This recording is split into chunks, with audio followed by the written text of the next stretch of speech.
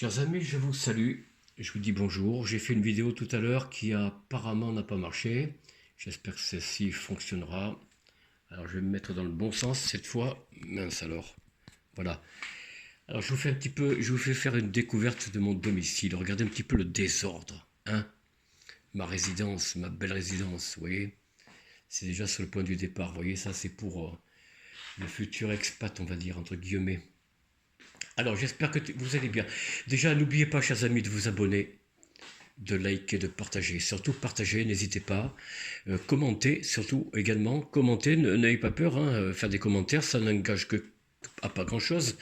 Mais pourvu qu'ils soient courtois, les commentaires, bien sûr, hein, parce que je les strike automatiquement, je les écarte. Et je supprime tout intervenant qui me ferait un commentaire désavantageux. Enfin, pas désavantageux, mais incorrect, impoli. Alors voilà, mettez un pouce surtout, un pouce bleu, un pouce pour faire augmenter les algorithmes de YouTube. Et je vous invite bien sûr à vous abonner, encore une fois, je le répète, hein. Alors nous allons parler un petit peu des Jeux, non pas des Jeux Olympiques, quoique, un petit peu quand même. Alors oui, un petit peu parce que en fait, les Jeux Olympiques sont liés avec le 14 juillet. Vous allez comprendre pourquoi. Alors, on va parler surtout du 14 juillet, parce que le 14 juillet, aujourd'hui, ou demain, je ne sais pas, je ne donne pas exactement la date, a lieu ou aura lieu, et j'ouvre un peu pour faire plus de jours, hein, sinon on n'y voit rien. En fait, le 14 juillet, il n'y aura pas de public, parce que Monsieur le Président, Emmanuel Macron, a décidé que non, pour des raisons de sécurité, dans les préparatifs des Jeux Olympiques, il fallait faire un corridor de CRS, de gendarmes, même de militaires, pour empêcher la foule de venir. La foule, c'est-à-dire le peuple, vous et moi, comprenez? Ceux qui ont vraiment le pouvoir, ceux qui sont souverains. Donc il écarte les souverains, ceux qui sont souverains de leur pays, et il se fait ses propres lois, quoi. On prend, on jette, on prend, on ne prend pas. Bon, voilà. Et donc les Jeux Olympiques, le 14 juillet, il y aura un défilé sans les chars. En plus, hein, vous voyez, comme quoi qu'on ne veut même pas mettre à l'honneur notre armée. Vous voyez, comme quoi que la France, elle descend vraiment très bas. Et quoi dire d'autre? Eh bien, les jeux se feront avec des acteurs, peut-être, hein, des acteurs qui seront là pour applaudir Emmanuel Macron lorsqu'il va passer sur les Champs-Élysées, pour aller mettre je sais pas s'il met la flamme ou quoi. Non, ça c'est pour la libération, je crois, de mai 45, enfin, libération. Alors voilà comment se passerait cette année, le 14 juillet. Préparatif des Jeux Olympiques, mais quoique, ce n'est que des prétextes, hein, voilà, pour vous dire, parce que très mécontent depuis 2017 de se faire siffler par une foule, au lieu que ce soit une foule en liesse, c'est la liesse inversée. Ils sont mécontents de leur président, les Français, et ils ont bien raison. Ils ont raison, hein, quand on se fait insulter de je vais emmerder les Français lors de la crise sanitaire, rappelez-vous 2019-2022, les Gaulois réfractaires, ce n'est que des insultes envers les Français, hein, envers le peuple souverain. En plus, le peuple qui est souverain, les souverains, ce n'est pas ceux qui nous gouvernent. Eux, ils sont les représentants, bien qu'illégitimes, mais représentants de notre pays, enfin, ce qu'il en reste de notre pays. Parce que figurez-vous que la France n'est plus la France, et vous le savez, depuis très longtemps. Alors, ce que je voulais vous dire, essentiellement, bien sûr, pour ne pas me répéter, c'est que le peuple est écarté. Bon, on connaît depuis Nicolas Sarkozy et surtout François Hollande le désamour de la politique et du peuple. Mais là, on tombe très bas. On tombe vraiment très bas avec le 14 juillet. Le 14 juillet, le défilé et tout le reste, et tralala et tralala. Non seulement les Français se dégoûtent, se désintéressent de leur politique, de leurs politiciens, mais ils ciblent essentiellement maintenant le président, enfin celui qui se dit président. Voilà, vous m'avez compris. Donc il y a un mépris des règles à tout niveau, c'est-à-dire que la France, eh bien écoutez, la France devient, je ne sais pas, est-ce que c'est une dictature? Oui, Oui, parce que la dictature, elle a deux formes. Moi, j'en donne trois, hein. Il y a la dictature par les armes, l'armée, voilà, le pouvoir militaire, etc. Il y a la dictature. Alors, quand on dit dictature militaire, normalement c'est un moment de passage, de transition, hein. Après, il y a la dictature politique, comment dire, ces dictatures que nous avions, URSS, Chine et tout ça. Bon, des dictatures. Encore que la Chine, ça vous donne une aperçu de la duplicité entre le Parti socialiste et le capitalisme. D'ailleurs, parce que la Chine est en pointe au point de vue économie, avec la Russie et pour l'instant encore un peu le dollar. Bon, pour combien de temps, on n'en sait rien, mais enfin voilà. Et donc, la France, la France, qu'est-ce que je raconte? Oui, je bafouille un peu là en ce moment, je sais pas ce qui m'arrive. Alors, la France, où elle est dans tout ça, ben, dans son économie, elle est à plat. Nous descendons dans la fosse, hein. Avant, il y avait la France d'en haut, la France d'en bas, sous Hollande, vous vous rappelez, François Hollande, avec les descendants. Là, vous avez maintenant la France d'en haut et la France défaussée, autrement dit en souterrain, en mode souterrain. Voilà, il n'y a plus la France d'en bas, mais maintenant c'est carrément souterraine, pardon.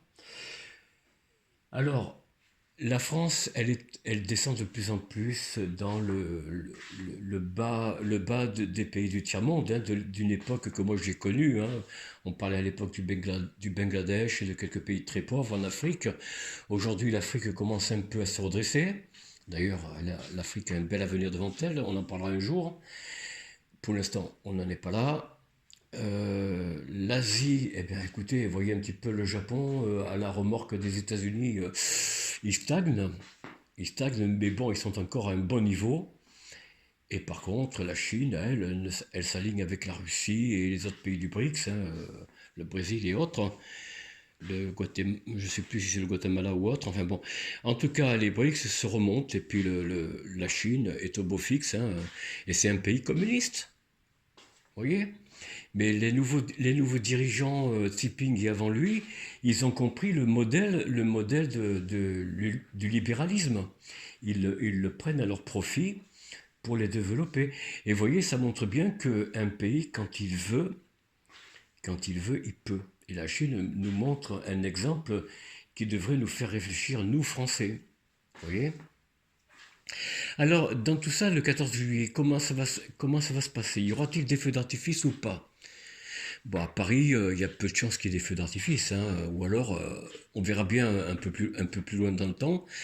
Mais vu les restrictions de plus en plus nombreuses dans notre pays, eh bien, ce serait pas étonnant qu'il n'y ait pas de feux d'artifice cette année, en 2024. Vous voyez, ça m'étonnerait pas, mais peut-être qu'il y en aura un, mais il sera plus restreint. Et là aussi, pour le feu d'artifice, il y aura moins de gens. Là aussi, parce que le feu d'artifice sera tiré sur l'un des lieux, s'il est tiré, s'il y a un feu d'artifice, sur les lieux où se dérouleront d'ici 15 à 14 jours les Jeux Olympiques. Vous comprenez? Donc c'est tout le périmètre de haute sécurité, où vous ne pouvez pas venir, vous ne pouvez pas circuler. À moins de vous acquitter des éléments que Maître Guyon vous a expliqué, hein, à propos de si vous habitez ce périmètre, il y aura le bail à fournir, les empreintes digitales, le QR code, carte d'identité, passeport et j'en passe des vertes et des meilleures. Et éventuellement, peut-être ça ils l'ont pas dit, mais ils l'ont pas ajouté peut-être, hein, c'est le justificatif si vous êtes chômeur, inscrit depuis quand, etc. Et si vous travaillez, eh bien un certificat de votre patron, hein, ou de la société où vous travaillez. Si c'est une société d'État ou une société privée, bah, si c'est d'État, c'est pas une société bien sûr, hein, c'est une administration. Bref, en un mot, le 14 juillet va se passer à Paris, hein, je parle à Paris. Alors, chez nous à Vitré, il semblerait qu'il n'y aura pas de feu d'artifice non plus. Et pourtant, ici à Vitré, il n'y a pas de périmètre pour les Jeux Olympiques. La flamme, elle est passée au mois de mai, je crois, hein, si je me souviens bien, ou début juin. Donc voilà, c'est passé, c'est fini. Eh bien non, il n'y aurait peut-être pas de feu d'artifice. Bon, moi, ça me touche pas. Je ne vais pas voir un feu d'artifice. Non, ça m'intéresse pas. Disons que ça m'intéresse plus. J'en ai vu pas mal, mais là, non. Même à Paris, quand j'étais à Paris, j'en ai vu quelques-uns. Enfin, bref. un 14 juillet dans un état de confinement. Vous voyez que le confinement finalement continue, ou il reprend, si vous voulez. Après une certaine accalmie lors de la fin en 2022 des restrictions, le masque et tout ça, encore que la borne, la ministre disait ouais, mais le ministre disait oui, il faut garder le masque si les entreprises le demandent, évidemment, on laisse libre chacun, nanana, etc. Eh bien, le confinement reprend. Alors, et en plus, je peux vous le dire, hein, c'est un secret de polichinelle, un secret pour personne, surtout pas vous qui êtes aguerris et avertis. Une future pandémie va être envoyée dans le monde. Ça, attendez-vous à une pandémie à venir. Alors, une pandémie, pourquoi? Ben, simplement parce que, voilà, il faut tenir les peuples du monde entier, enfin le plus possible en tout cas, il faut les maintenir confinés, marchant dans un sens, une file à droite ou à gauche, et puis dans l'autre sens à droite, ainsi de suite. Voilà, c'est pour vous dire que les libertés sont de plus en plus restreintes. Et la France, après la Chine, après d'autres pays peut-être, hein, se fait le champion des restrictions. Voilà, alors ne soyez pas surpris de ce que je vous dis, hein. Ce n'est pas une invention, je n'invente rien. L'OMS annonce déjà des pandémies. Pourquoi? Je n'en sais rien.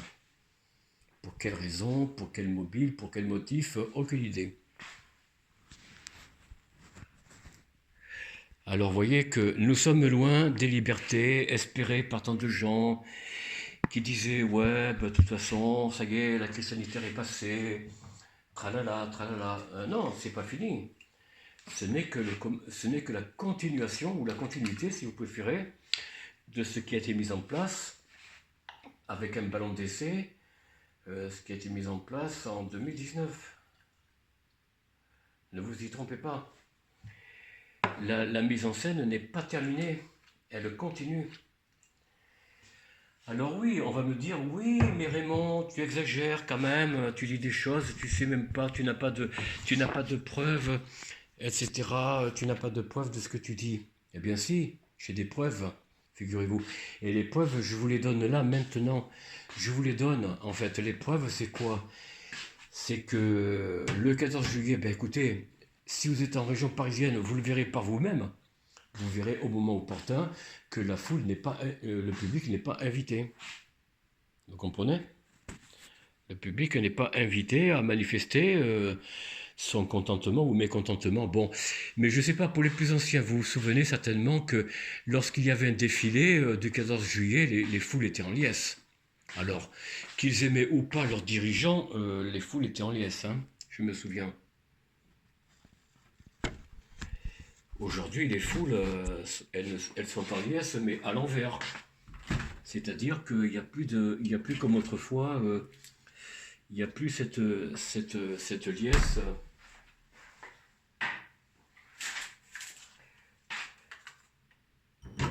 Il n'y a plus cette liesse d'autrefois. C'est-à-dire que les dirigeants aujourd'hui, on leur tombe dessus, quoi. Vous comprenez? C'est drôle comment les choses. Moi, j'ai 74 ans bientôt. Enfin, l'année prochaine, normalement, enfin, ça passe très vite, hein. Et donc, j'ai 73 ans et demi facilement. Et donc, les choses, elles passent vite. Et je m'aperçois, avec un peu de recul, parce que ma mémoire ne faillit pas si facilement, j'ai une très bonne mémoire dans beaucoup de domaines. Et donc, je peux vous dire qu'autrefois, quand j'étais à Paris, dans les années 80, enfin le début des années 80, quand c'était François Mitterrand d'ailleurs, hein, alors j'ai pas connu la fin du mandat de Valéry Giscard d'Estaing, mais j'ai connu le début du mandat, le début jusqu'à la fin du mandat de François Mitterrand. Et les foules étaient en liesse, vous voyez?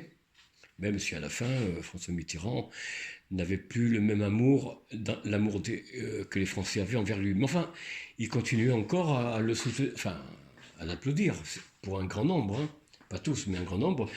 Mais depuis Jacques Chirac, ça a commencé, le désamour a commencé avec lui. Et ça s'est accentué sous François Hollande. Alors là, Sarkozy, bon, un petit peu aussi, mais surtout sur François Hollande. Et puis alors, je ne parle pas de Macron. Alors là, c'est le summum, si vous voulez. Bon, et bien voilà, mais c'est comme ça, que voulez-vous?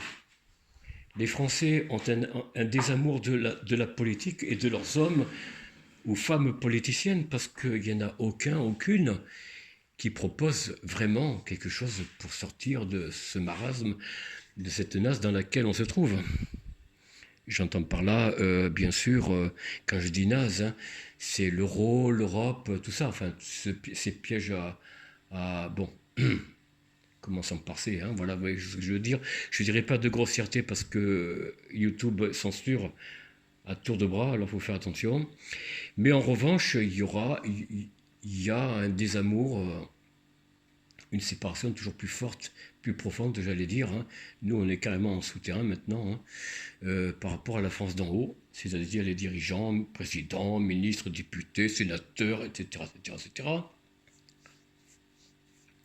Et donc, il y a un désamour toujours plus grand, toujours plus marqué, entre et pas seulement entre les pouvoirs et le peuple, mais même dans le peuple lui-même, les pouvoirs depuis plus de 50 ans, 60 ans même, ont tout fait pour séparer dans le peuple, voilà, vous le savez, hein. Moi, j'ai été séparé de mes parents, vous voyez, ça fait déjà plus de 70 ans, c'est vous dire, hein. Enfin, pas 70 ans, mais 65 ans au moins. Déjà, il y a 65 ans, on séparait, dans certains cas, les enfants. Alors, j'étais pas à la DAS. À l'époque, c'était pas l'ASE, c'était la DAS. Mais j'étais pas à la DAS, hein, c'est pas du tout ça. Mais j'ai été séparé, placé dans des pensionnats, etc. Bon, voilà. Déjà, on séparait les enfants des parents, la mère de la fille et le père de son fils, la belle-fille de sa belle-mère, le beau-fils de son beau-père, etc., etc., etc. Ça remonte déjà dans l'après-guerre. Vous voyez, c'est vous dire que déjà, le travail commençait en amont très tôt et en remontant assez loin. Alors, assez loin, peut-être pas entre les deux guerres, ni avant la Première Guerre mondiale, non. Mais en tout cas, à la fin de la Deuxième Guerre mondiale, lorsque la France n'était plus un État, était plus un État et devenant une entreprise, eh bien, on commençait déjà à s'acharner dans le monde du travail. Alors ça, c'était déjà fait, ça commençait dans le monde du travail, le patron du salarié, le salarié du cadre, enfin, du contremaître, du chef d'équipe, etc., etc., etc. Et cette séparation s'est faite. Alors, on s'éloigne pas trop du 14 juillet, puisqu'en fait, ça revient au même, la politique, les familles se séparent, se dissolvent, oui, se dissolvent au détriment des pouvoirs qui sont cachés, qui tiennent les tenants et aboutissants des dirigeants, qui sont hommes de paille finalement, hein. Macron n'est qu'un dirigeant qu'on a placé. C'est pas lui qui gouverne la France, hein. Voilà. L'entreprise, elle est gouvernée par des investisseurs dont je vous ai expliqué dans une vidéo précédente que l'un des investisseurs colossal, l'Arabie Saoudite, nous lâche. Vous voyez? C'est pour ça que la France va très prochainement rentrer, elle est déjà en récession, mais elle va rentrer en tutorat. On sera plus libre de faire les lois de finances à notre guise. On est déjà plus libre parce on est dans l'Europe de Bruxelles, mais là, ce sera encore pire avec le tutorat qui va nous être imposé par les financiers, par les banques et les investisseurs. Parce que les investisseurs, et c'est légitime, ils veulent être payés. Alors il faut profiter de la crise, si j'ose dire, en plaçant votre argent, chers amis. Ne pas la laisser dormir en banque parce que la banque, elle ne vous rapporte rien. Elle ne vous rapporte absolument rien. Votre argent dort. Alors un livret A, arrêtons. Le livret A, c'est 0,75% ou 1,2%, c'est vraiment dérisoire, quoi. Ça ne rapporte rien, puisque le taux d'inflation dépasse les 3%. Vous voyez? Qu'est-ce que ça vous rapporte, 0,75% ou 1,2% par an? Rien du tout. Il y a un déficit de plus de 2 euros. De 2%, pardon. Pardon. Voilà, chers amis, sur quoi je voulais faire cette discussion. C'était sur le 14 juillet qui n'est que le devant, l'écran, si vous voulez, d'un futur confinement dans nos maisons, nos appartements, et de plus en plus, une surveillance accrue, hein, je vous l'expliquais déjà, les drones. Alors, je n'ai pas parlé des drones, c'est vrai, mais j'ai parlé des caméras avec équipement d'intelligence artificielle. Peut-être même un peu plus tard ou assez rapidement avec, comment ça s'appelle, l'autre partie pour les caméras à reconnaissance faciale. Voilà, je ne trouvais pas le mot. Etc., etc. Nous allons vers plus de surveillance et plus de confinement, chers amis. On prépare la ville des 15 minutes, je vous l'expliquais. Alors, je ne sais pas si le projet sera tenu, mais en tout cas, ça en prend le chemin. À la vôtre, chers amis, je bois un petit apéritif cette journée-là, cette très belle journée. Alors, je ne bois pas beaucoup, hein, rassurez-vous. Je ne suis pas très alcool, mais une fois par semaine ou deux, je me fais un petit plaisir. Voilà. Sur ce, je dis à votre santé. Voilà, vous voyez, un petit pastaga, un apéritif de chez moi.